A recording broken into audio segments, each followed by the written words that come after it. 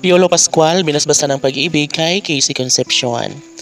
Well, ito naman talaga ang bagay na gusto na ipagpatuloy ni Papa P para sa babaeng kanyang pinakaminamahal na si Christina. Alam nyo ba na talagang gusto niya Casey Concepcion na ibahagi sa taong bayan na sadyang kung gaano niya kamahal si Christina.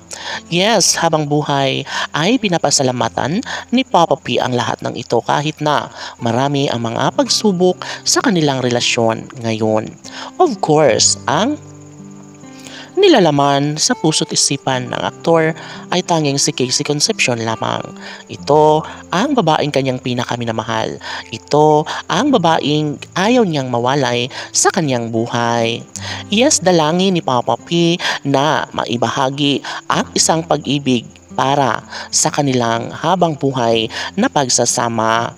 Hindi mawawala sa pagkatao ni Piolo ang isang pag-ibig para kay Casey Concepcion. Sabi nga ng mga netizens na habang buhay ay nariyan lamang sila mag-aabang para sa kaligayahan sa mga puso ng kanilang mga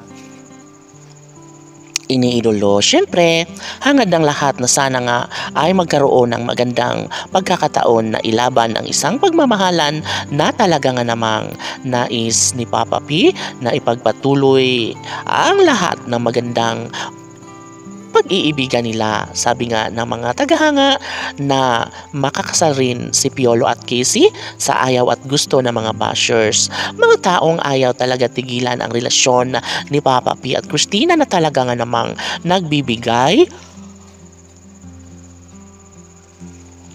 gulo sa kanilang pagmamahalan. Tanong ng mga netizens, may posibilidad pa kaya na magbabago ang ihip ng panahon na magiging maganda muli ang kanilang pagmamahalan?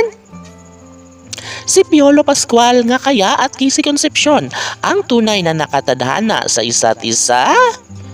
Well, lagi nating pakatandaan na si Papa P at Christina ay hindi pa rin nag-aasawa.